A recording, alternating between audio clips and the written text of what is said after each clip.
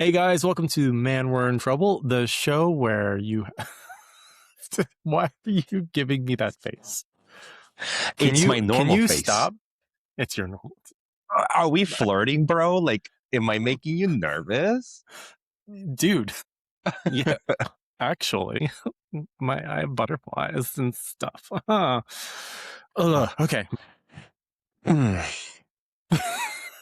Hey guys, welcome to Man We're in Trouble, the show where two guys who probably should not be giving advice give advice anyways. So sit down, grab a drink, get comfortable.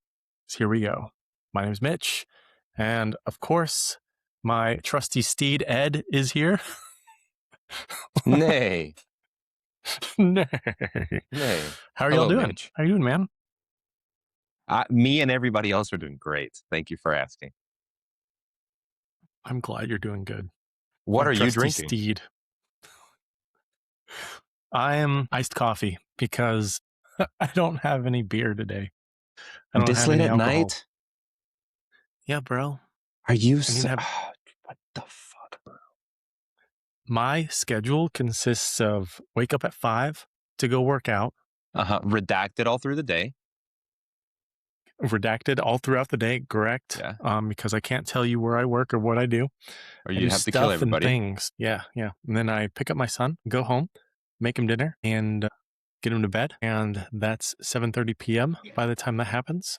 And then I have to deal with your ass recording a podcast Oh, no. for 2.5 hours. And wasn't this podcast your whole idea? Oh, no. If it isn't, the consequences of your own actions. Oh. No, the consequences of my own actions. Yeah, No, it's cheers. okay. I don't go to bed typically till about 11:30 midnight. And then I wake up at 5 a.m. all over again. So holy shit, dude. I need coffee. Like, I'm knocked out by 9:45 usually. Dude. I'm old now. You know how I know you're old? Because you go to bed at 9:45. Don't hate. You wish you went to bed at 9:45. I 100% do. Yeah. It's so fucking Gucci, bro. I totally wish I can go to bed at 9:45 because it would make my life so much easier and I don't have to pump myself full of 1 gram plus of caffeine every single day. I never thought of I've never been the guy that goes to bed early, but it started working out of nowhere and I'm not fucking with it. But I think I'll be able to start going to bed earlier if like I'm doing a whole bunch of like foundational prep of my hobbies. okay. And it like photography, stocks, recording for the podcast, like all that stuff has required a whole bunch of like background prep that I probably don't need to do, but I wanted to do it because I wanted to be professional looking. So over the last few months, it's been like, I gotta do this, but I'm like exhausted. So it's just one of those things. Yeah, what's new with you, man? Well, I think since the last time we recorded, man, I had finally sold my other house. Thank the Lord. That's no awesome. longer paying 2 mortgages. So that's relief off my back as, being the main source of income at home. And I just had a week of vacation and we're typically go to a resort and all inclusive and just chill by the pool, drink and hang out and not really do much. But this time we decided to be adventurous. And based on a recommendation from a coworker, we went to Peru. And yeah, man, we hiked Machu Picchu. We kind of did a little bit of the adventurous thing, trying to put ourselves out of our comfort zones. We did a 2-day hike. 2 days? Yes, but that sounds miserable. It was actually not at all. For starters, people do longer ones, and you're not staying out in like a tent. You're staying in these like Gucci glass domes that have like beds and full bathrooms, hot water. But we didn't do that. The one we did, we hiked the whole day before to the main entrance of Machu Picchu. And then you get to the main town, explore a little bit. You spend the night in a hotel. And then the next morning you go up right to where you left off. and you go down into the actual temple. So it's like a very glampy hike, but it was very enjoyable. Okay, so you're not like walking 48 hours straight up No, and no, down no, no, no, no. mountains. I mean, Mm, there are hikes, like some of the longer hikes, you're gonna do anywhere from 8 to 10 miles in a day. Granted, you're taking breaks, and mm. Yeah, it's it's not not like that we're in bad. the army doing like a ranger hike, or whatever. Yeah. It's normal people like, all right, if we're tired, we're gonna take a quick break. We're gonna eat a normal Mm, meal, you know, very yeah. much at your own pace. But it was a great experience. Nice. My girlfriend was Yeah, also I've a always little wanted. apprehensive about putting herself out of her comfort zone, and she loved it. So we're definitely Yeah, gonna do it again. do Machu Picchu is on the list of places I would like to go. It's a World Heritage Yeah, Site, and so it's like definitely high on the list. But I've it's heard that it's they've yeah, it was worth it, man. I've heard they had a lot of restrictions though with like the tourists and stuff because of people messing it up. Is that still a It's thing or? Well, in a good way, they only sell X amount of tickets per day. So you just have to be proactive, get a ticket. Oh, I see. Okay. So it's not overcrowded. That's a nice thing. It's very controlled. Mm, The atmosphere was pretty chill, even though they had sold out for the day. right. I will say my biggest recommendation to you or anybody listening is the big mountain in the background that you oversee behind the big temple. That's called Huayna Picchu. You can hike that. That's a separate ticket. It is a rough, like we tried to go as fast as we could, and it was a rough 40 to 45 minutes. But once you get up there, man, like the views of the whole valley are Yeah. worth every penny. Okay. I would I absolutely might. go. And I would say also go sooner rather than later, because there's talks of erosion and earthquakes like messing up the temples and the sites. Mm, So there's actually talks of closing it completely down to everyone mm, within the next 10 years to save it for what they call the next generation of explorers. But yeah, man, I'm excited yeah, to check that's out good to more of know. the Andes, more of South America. It's super underrated. It's beautiful. I'd urge anybody to go. What's new Yeah. with you, man? Uh, well, I finally feel like I've been catching up on life and foundational family stuff after moving to Germany. Um, over the last kind of week or two, since podcast was working on editing the podcast, finally feel like I'm done with that. At least caught up, at least. Um, I've been working on a family vlog type of thing where I've done photography for like 15 plus years now. Basically, it's the whole time I've known And you. Yeah. yeah, so it was like I'm doing photography, but the last 5 years has been like I felt very much exhausted and not creatively inspired to do anything. Uh, so I've been really putting my editing to the wayside, and I've been kind of bummed because I've been taking all these pictures, having all this content, and never publishing it, never editing it. So I'm finally feeling that creative spark again, and so I wanted to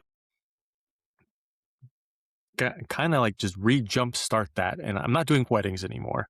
So my thought was, I want to do a family travel vlog for me, for my future, for Anson. And so kind of just started that last week. We did a hike to a beer garden 20 minutes away Nice. from the house. So that was a lot harder than it seems because I have a 2-year-old. And so trying to video Yeah.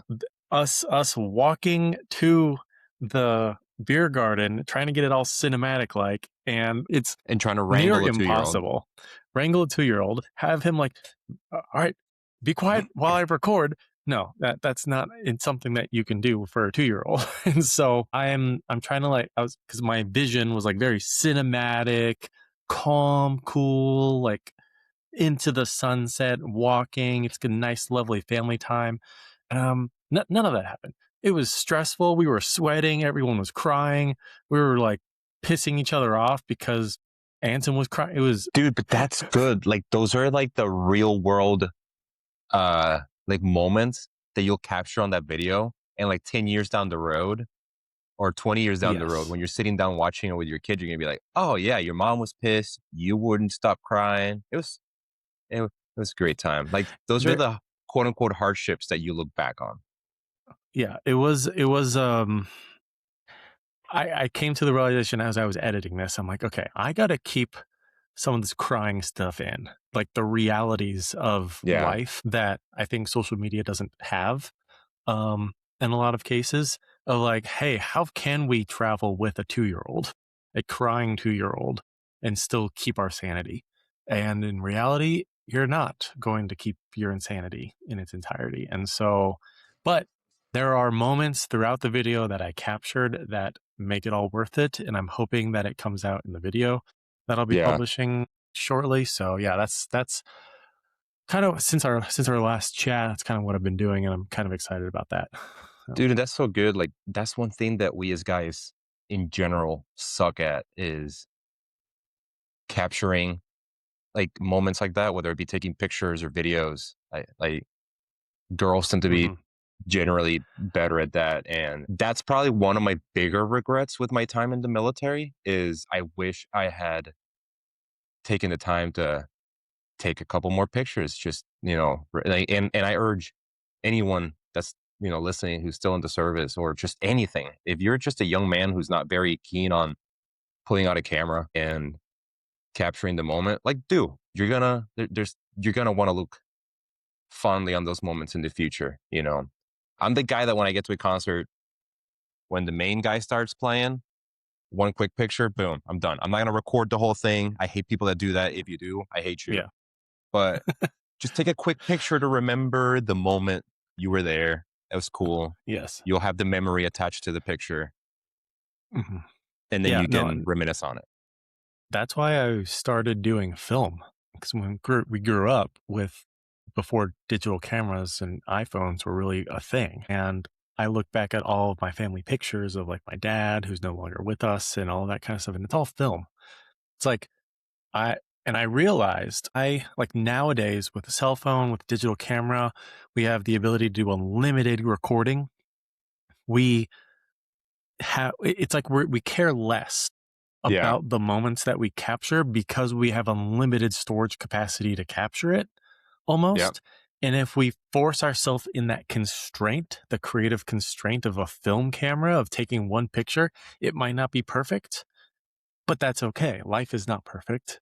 And so I'm like, I need to get back into that. And so I'm using film now. And that's one of those things I'm like, we'll see how it turns out, but I'm excited. Yeah. I'm excited. So That's good, man. I think that kind of gets into our first segment, though, of this episode. It kind of goes into like why I feel pretty comfortable with capturing pictures, taking pictures, capturing moments, capturing life stories. But like you said, you don't think guys tend to be comfortable with doing that type of thing or Yeah. capturing moments and that So type of stuff. So it's like, I think why?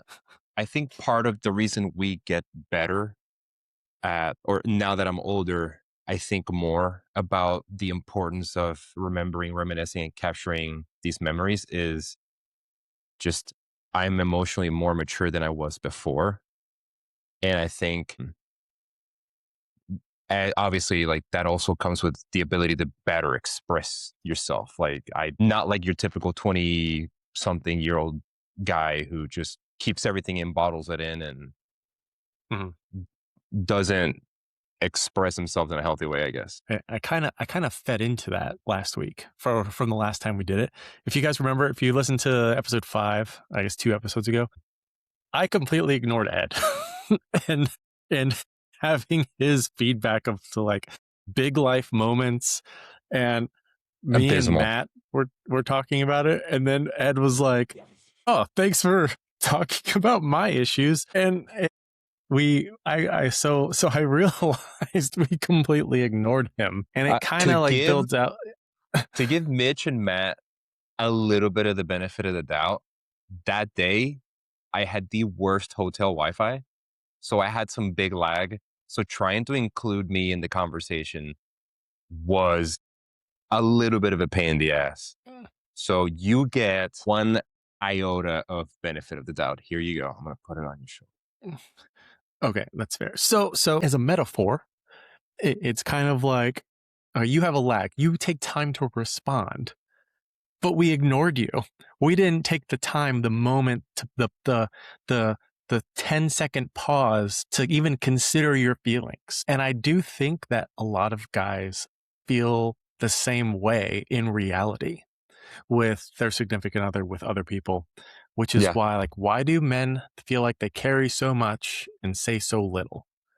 And I think that is like one of the big reasons, because we are not given, some are not given the time to talk about their feelings, because it takes us a second to be like, to be heard, I think. That, and if from just browsing Reddit casually, you will run into the occasional thread of, oh, well, guy, like, especially places like Ask Men will be like, oh, guys, why don't you open up more? And you'll see dozens of dudes who comment every time I open up and I share something personal. 9 times out of 10, it's ammo that's used against me in like a future argument. So Mhm. a lot of guys say, okay, I was vulnerable. I made myself vulnerable. I opened up to you, who I thought I could trust you. You didn't Yeah. take that information to better understand me or better the relationship. You put that in your pocket as a tool to use against me later. So it, Mhm. one, it's a major breach of trust. Two, it's a little infuriating to see somebody do that who also society labels as quote unquote the empathetic sex. It's like, that's not very empathetic. Not to say that guys don't do that shit either, but I'm just saying you don't get to wear the badge if you're equally as guilty, if not more. Yeah. I I think that a lot of guys do complain about not feeling like they are heard about stuff, or at least that's what it Is it comes off a valid? lot on the. I think it's valid. I do know that me personally, sometimes I feel like I am unheard, or at least or the message that I try to convey isn't always heard in the way that I thought it would be heard. Are you accused of Is it? mansplaining when you try to when you try to explain where you're coming from? So here's the, and what I don't know yet, and I'm still trying to figure out.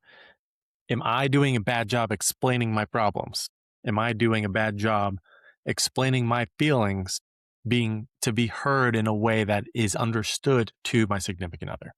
Conversely, how much of an effort is our significant others putting into listening and trying to analyze? Because we've all dealt with or seen some form of the stereotype of, oh my God, girls take whatever we say the wrong way. Like you Mhm. say, just to give an example, hey, honey, you look good today. And she goes, oh, so I didn't look good yesterday. Is that what you're saying? You're laughing because you know shit like that happens all the time. Yes.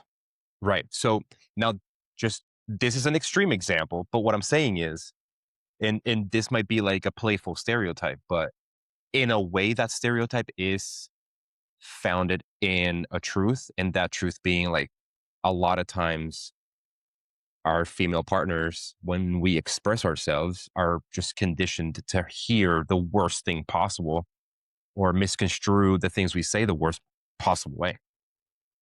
Yeah. So No, I sometimes do think I get anxiety now all the time, because I don't know if my spouse is being facetious, joking, or actually serious with the response of, "Oh, so I didn't look good yesterday," type of thing. Like, that response, it triggers me to the point where I'm like, okay, I can't say anything right, so I'm not going to say anything at all in the future.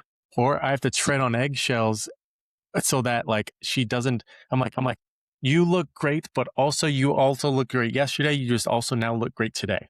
Like, there's a lot does of your things that I do now. does your partner feel like she needs to tread on equal eggshells when she's expressing herself to you? I I'm gonna start take doing that the same silence thing as a no. back. I I start doing that back though. I'm like, oh, I didn't look good yesterday. I didn't look good. She's like, you know, you did. You know, so I start doing the same thing back Yeah. to try to. See, whenever I do And get those, because I do get that. I still get the I'm like every now and then I'm like, damn, like you look good today. And she'll say some shit like, oh yeah, I didn't look good yesterday. And I'll just look at her straight in the eye and be like, nah, you were kind of ratchet. does that help or hurt your relationship? 99.9% of the time, she just looks at me Or and laughs because neutral? she Or knows neutral? she knows that that's my way of saying you're being ridiculous. Sometimes I just grab her face like this and I go, take the fucking compliment. Now, before anybody asks, like, well, she didn't ask for the compliment. She has said things like, you never compliment me. And I almost dropped everything I said in a fit of rage because I was like, I compliment you all the time, but you twist it the worst possible way. Every time I tell you you look good, you turn it into, but I didn't look good yesterday argument. So either Mhm. learn to take it or don't ask for them. Like, Yeah. I do think like 100% your spouse, if a spouse or girlfriend, whatever, whoever's in your relationship is able to take compliments and not think beyond the compliment, like guys would be so much less stressed because you're taking in that specific moment of appreciating that compliment at the present time yeah. rather than overthinking the compliment in itself, because guys definitely aren't overthinking the compliment of like, oh, wait a second, if I told her she looks pretty today, that's obviously because I thought she looked ugly yesterday, and maybe she'll always look really pretty like this all the time. We're Mhm. not thinking that. I am not thinking that at all. Does that make Or sense? yes, no. And if we were the ones to receive the compliment, or where she just looks at you unprompted, like, and goes, damn, you look good today, I'd be like, well, holy shit. All right. It's Thank like, you. oh, And then note, whatever the fuck you're doing today, keep doing capital letters. Boom. Like mm, that's how my brain operates. yeah, And I would say that's how most dudes that I know apostrophe S's brains operates. it would make my day. Hey, with a simple, hey, sexy. Oh, you look good. So, okay. And this is something that I think I can do a better job at. I do know she does compliment me, but in my brain, it's not, and maybe this is equal and opposite for a girl too. She might compliment me, but it might not be the time or the way that I want to be complimented, and therefore I forget about it and I feel like I'm not complimented ever. Maybe, maybe that's exactly how their brains work. They Maybe. weren't in the they weren't in the place and time to be complimented, so they just don't like. That's the thing. Mm. We I mean, does can't that read does each that make other's sense? minds. Yes, but we can't read each other's minds. Like, there's no way for either us or our spouses to know Yeah. exactly when it is that we want to be complimented. Like, it's not like there's a signal that we're like, okay, now it's the time to tell her ass looks fucking great, other than, like, okay, you're planning to go to the pool. She walks out of the closet, turns around to, bend over and grab something from the drawer. And you go, damn, or you slap her ass. Like, that's just the moment. That That's the that moment. is yes, that is a Yeah, that's it. 100%. Right. If But you then if you bend over in front of me and your ass looks great, I will smack it. smack. And that is the time. Smack. That's on Smack. you to know. And I need all the Don't put listeners it to out understand there. that we are in consensual long-term relationships. I'm not doing this to strangers, by the way. Okay. First, second, no, I do not go around complimenting strangers. Yes, to your significant other. Don't catcall. Don't She catcall. bends over, you smack it because you're like, Yeah. damn, that's nice. That's like a quick flirtatious, like, damn, you look good. Yeah. Like, And if she thinks having a big butt is bad, she's stupid. Don't listen to her. Her whole opinion's invalid. yeah. Done. Yes. To be clear, to hop on what Ed said, do not do this to strangers. That's sexual harassment. Don't do that. Man, And we're in trouble I don't know why it does not condone slapping asses from strangers in the street. I do not condone that to strangers, acquaintances, friends, non-consensual partners. Now, At the same time, I would also say that even if you are in a consensual relationship, doing it all the time doesn't, I mean, you have to it loses its learn. meaning. Yeah, you have to If you learn when she if you might do not want everything it. too much, it kind of loses its allure in a way. Yeah, but every once in a while. Can't help it, ladies. I'm sorry. Can't help it. Now, We would going back to the we would original also question. appreciate I would also appreciate a little slap on my butt too every once in a while, you know? Oh, 100%. Yeah. Like 100%. just because we're doing it to you, that means hey, maybe we would appreciate a little slap on the butt ourselves, you know, just because I do squats. Come on. Yeah. So, yeah, in any case, yeah, so I think ooh, how did we get on that? How do we go from men carrying the burden of society to getting our asses slapped? We want to be recognized, ladies. That's it. You put the burden of the world on our shoulders. Picking up that burden required me to squat. Now I have a firm ass. Slap it. Thanks for listening. Have a great week. And maybe that might help men feel comfortable enough to open up about certain things and issues if we are reciprocated with an equal amount of physical touch. Is it physical touch? I mean, I think most guys, the love language might be physical touch in that sense, but like Yeah. again, that equal reciprocation of things and not overthinking when we provide compliments and biting our heads off. The biting the heads off thing, I think, is what caused men to not want to talk, not want to talk about our feelings, and the fear of having that thrown back at you at some point Well, in the future.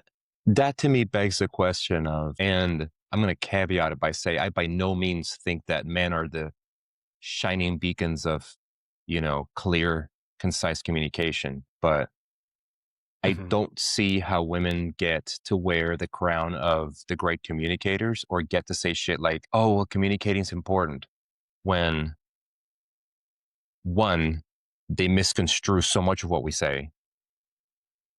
And, and two, the classic, hey, what's wrong? Nothing. You should know. How, It how does that is, make sense? yes, ladies. And I have seen more girls say this and call this out too. So don't think that it's going unnoticed. But it is a hypocritical situation to say that you want communication while equally thinking a guy should read your mind and know what you want all the time. Yeah, no. So it is a very difficult situation that we are in when we try to read your mind or we think we know what you want. We get it wrong and you bite our head off.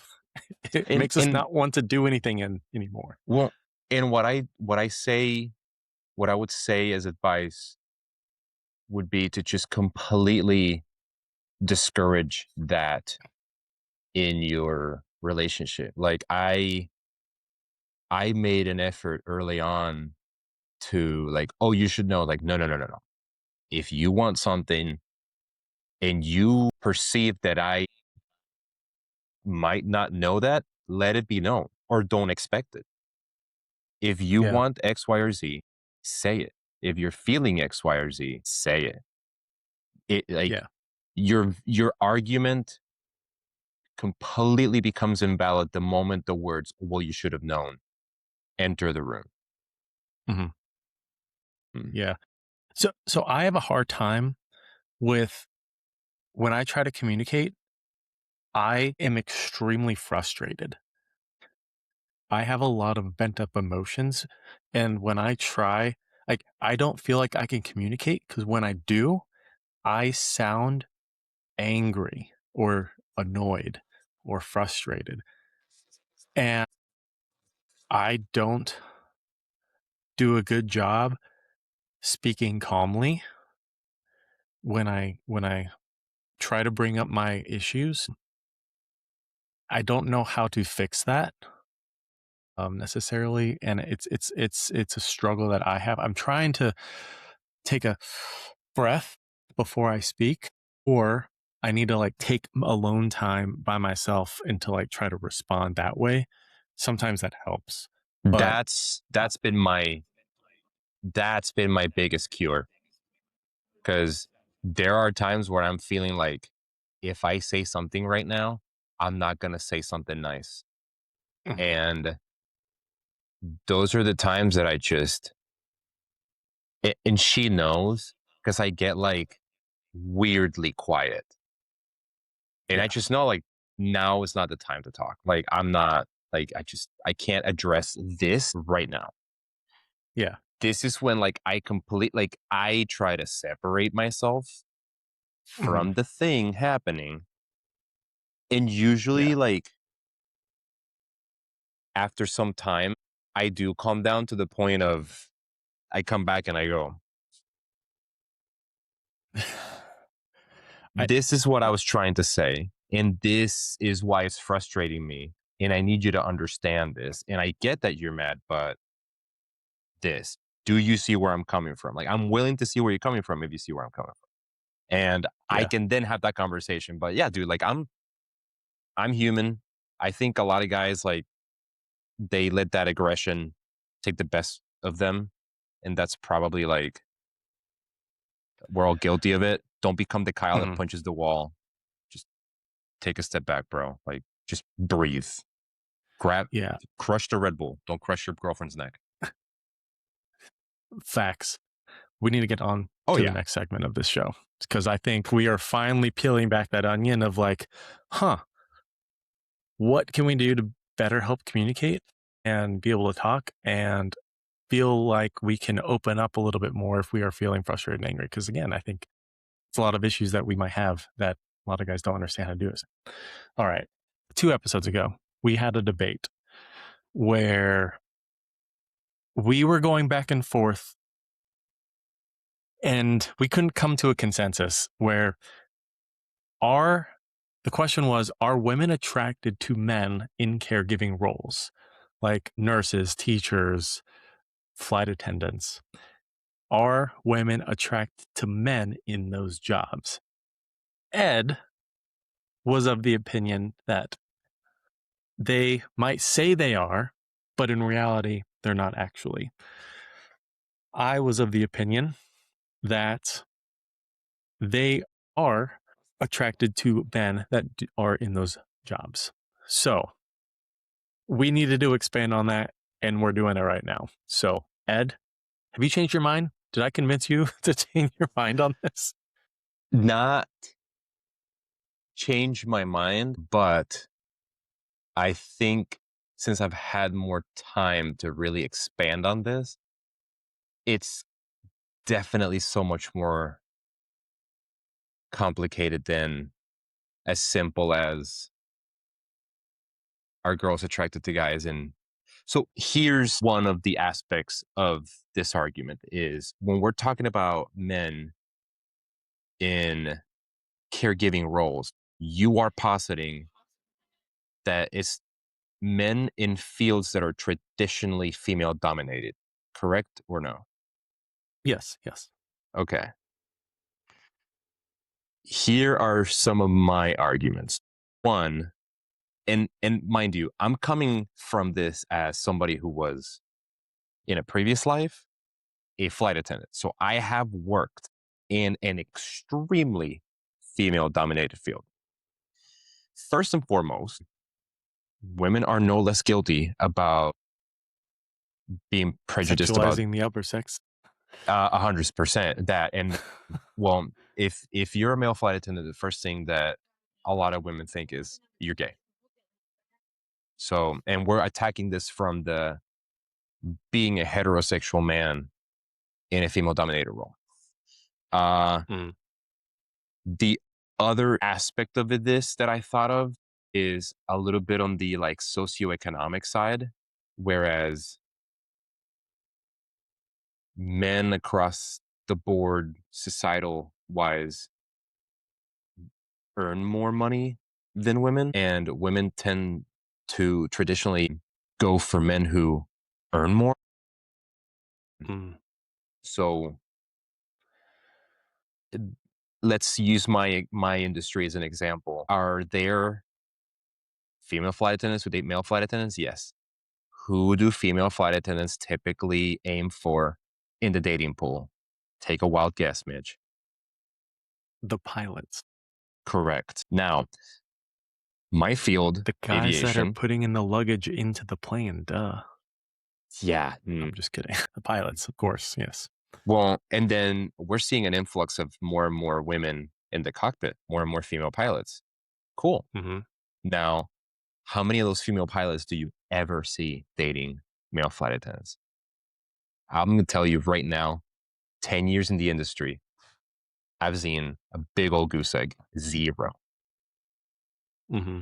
So, If I was a flight attendant and there was a female pilot who is like, I would be okay with dating a female pilot. yeah, I don't know if a female pilot would be okay with dating a flight attendant. I don't know. Because I agree with you. Why? Why?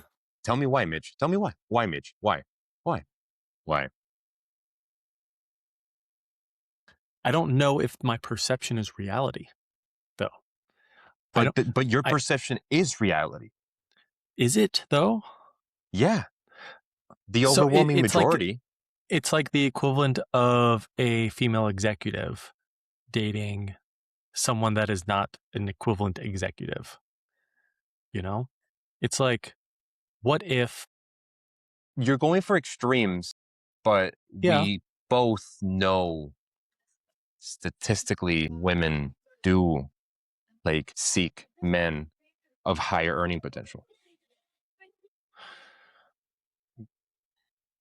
Would I a female pilot yeah date a flight attendant? Is it in the realm of possibility? Yeah. Is it the norm? Not even close. no, I I I don't think so. You're probably right. That's Because, well, is it because the male flight attendant doesn't have the confidence to go up to the female pilot and ask her out? you I know good and wonder. well that's not it. You know good and well that's not it. I don't know. I don't know. You know It good and well what the we're reason is.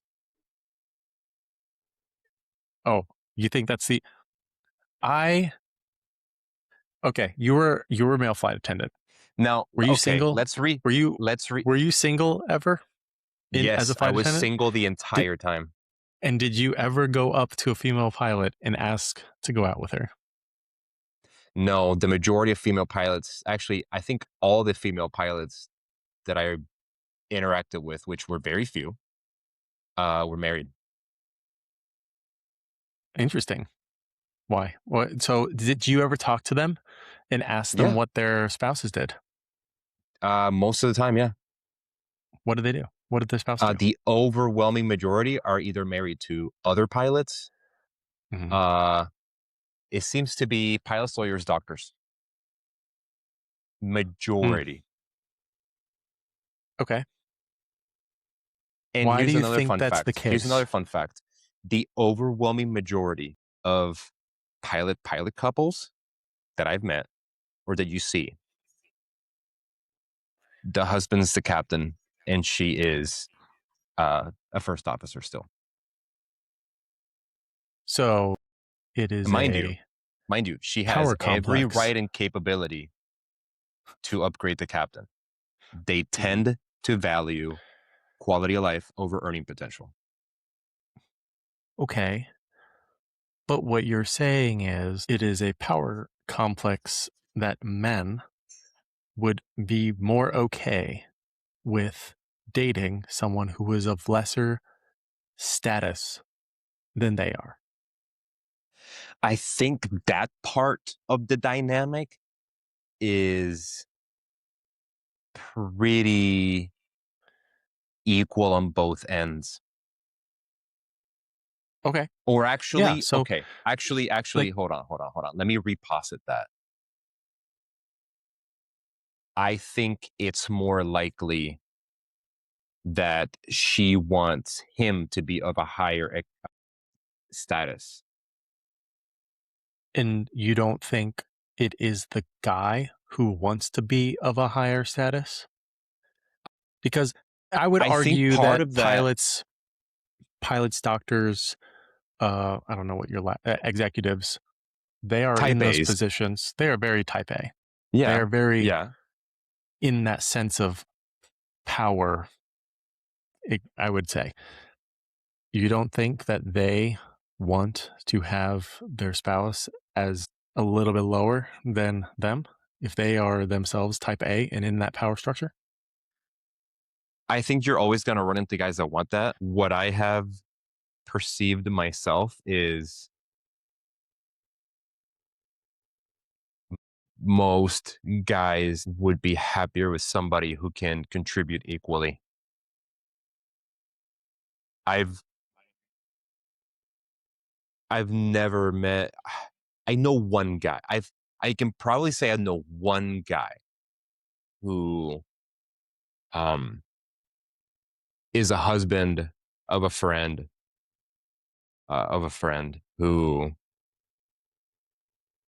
his his wife had a much higher earning potential than he does, Mhm. but he told her that he wants her to stay at home because he wants to be the provider. So now, one, that was a mutual conversation that was had between the two. Mhm. And like two, like the burden of providing is different if you're freely taking it upon yourself Sure. versus imposed on you by society. Yes. I think having that conversation with your spouse Yeah. is fine.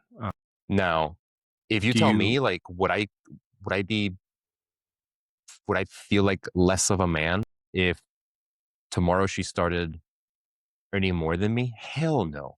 And I think today more based on like the economic reality of that we live in, where most people can't afford to live in a freaking apartment without a roommate. uh, I think that stigma, like just if there is a stigma, which there's definitely has historically existed, it's definitely going away. It's going away so fast, purely out of the need, the necessity for it to go away.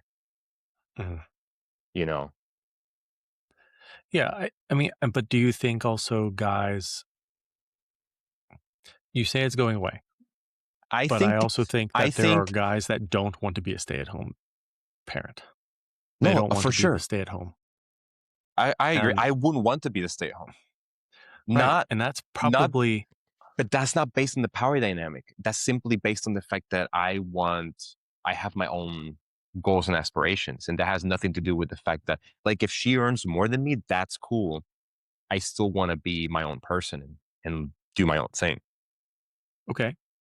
Right. So that's the same So thing I would tell my girlfriend right. if she said, "Oh, you make enough to like support both of us." Cool, but I want you to earn your own money so you can buy your own things and Mhm. contribute proportionally to our household.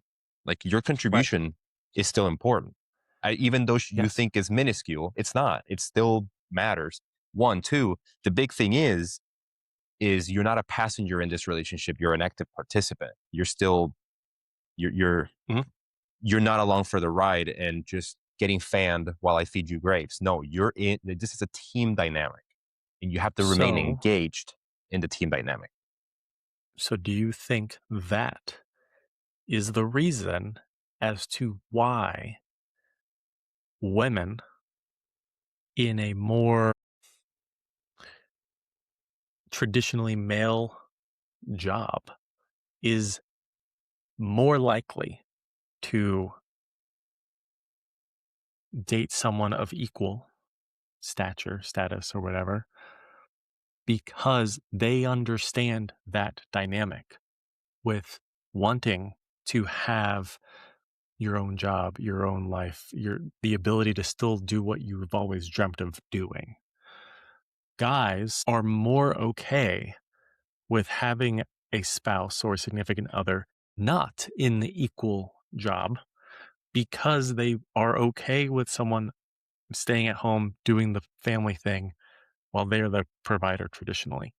They don't necessarily want to have someone of equal of does that make sense?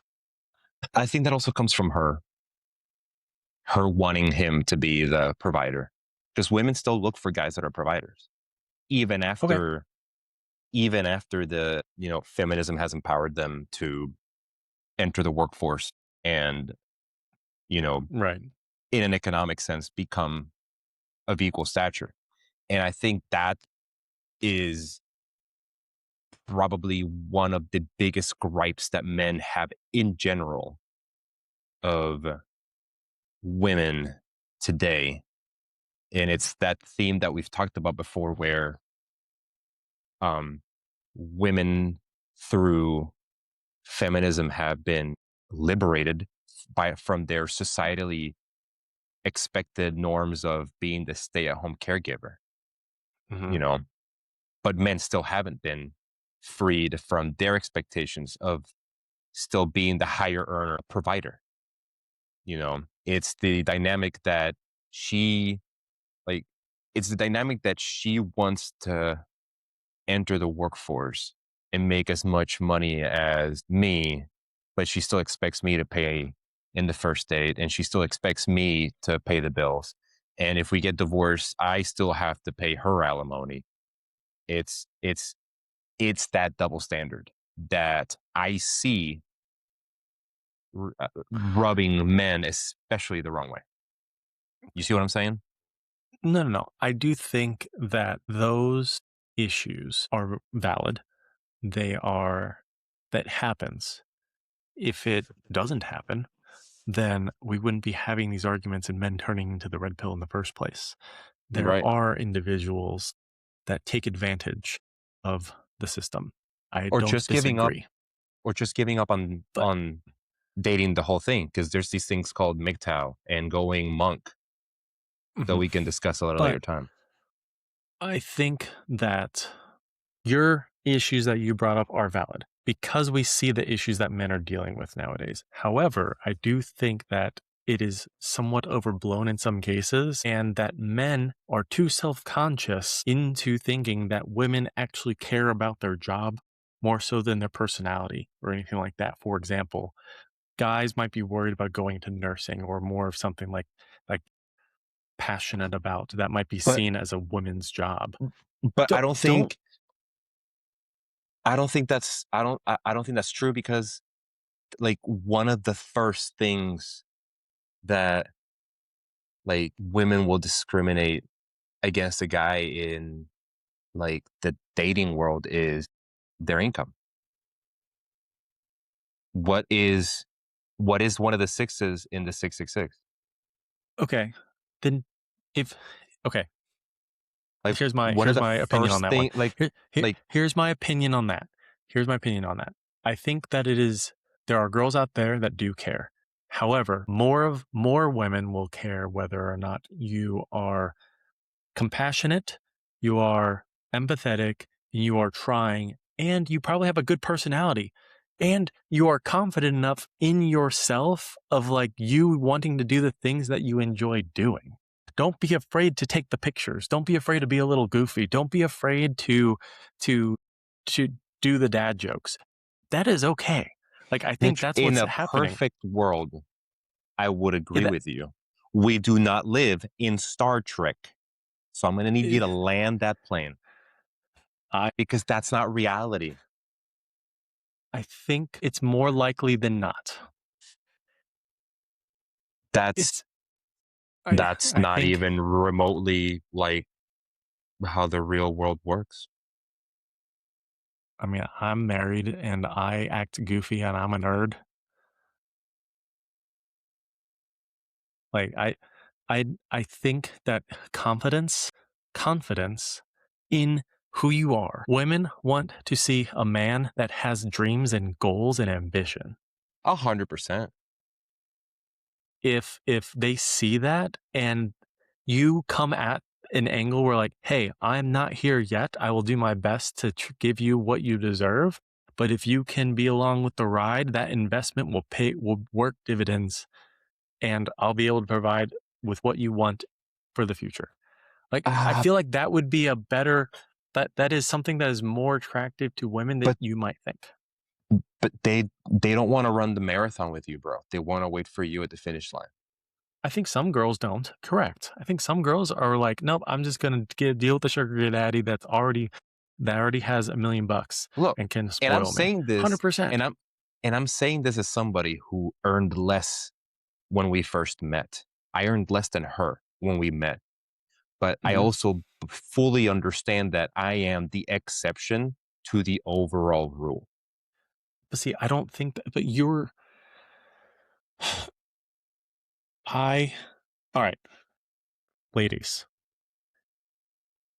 I need help with this because there are guys out there that think that you would just say that you are okay with a guy earning less, making less, providing less than some other dudes out there, and you would be less attracted to them.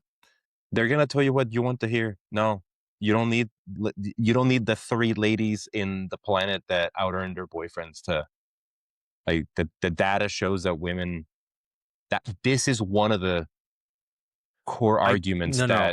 that the red pill's built on is the women's hypergamous nature. Okay. So then you think women being more honest of this fact would reduce the red pill? And be like, "Hey, It would I want a man that makes more money. I it want." would If be a more women would be okay with it, is saying that in reality, are you saying that that would solve the red pill problem? the honesty, not solve it, but the honesty would be a step in the right direction. Be like, "Hey, I want a guy that makes a lot of money." But I don't think, but then you have the guys that don't make a lot of money that will be stuck in incel land all the time because they don't make a lot of But money. no, you know what verbal truth would probably make guys feel less crazy But some girls are, if they this said is, we want we want equality, but we still want you to, you know, do your half of the traditional male social contract, which is exactly what's happening. I think, That's that's the crux of the issue. no, It's we built this society like let's call it the patriarchy for argument's sake. Women are liberating themselves from their roles via mhm. feminism, and men were just left there. And they want to be equals, but they still want us to do the thing. And we're calling them out for being hypocrites because it is hypocrisy. Okay. I think we just This scratched might the be a surface on whole this one diff- too. this should be a This might whole be, separate episode. I think you're probably right because Yeah. I, I, I think this is one of the big issues that men are dealing with right now, where they think some women are being hypocritical or not being truthful about the situation. And I'm want to make the argument that, yeah, some of them exist, but the flip side is also true. And men need to believe women sometimes that would actually be okay with it. So we'll just end it I right there think for I today think for you're the official trying to episode. prove the rule with the exception. So we're gonna address that later. We'll address that later. But all right. Hey, guys, before we leave, I got one more question for Ed. Are we still in trouble? Fuck yeah, we are, bro. All right. All right. All right. Whether we helped, confused you, gave you something to argue about, that's the goal. Like, subscribe, share, and all that stuff. We're on everything. Links below. See y'all next time on Man, We're in Trouble. See ya. Bye. Bye.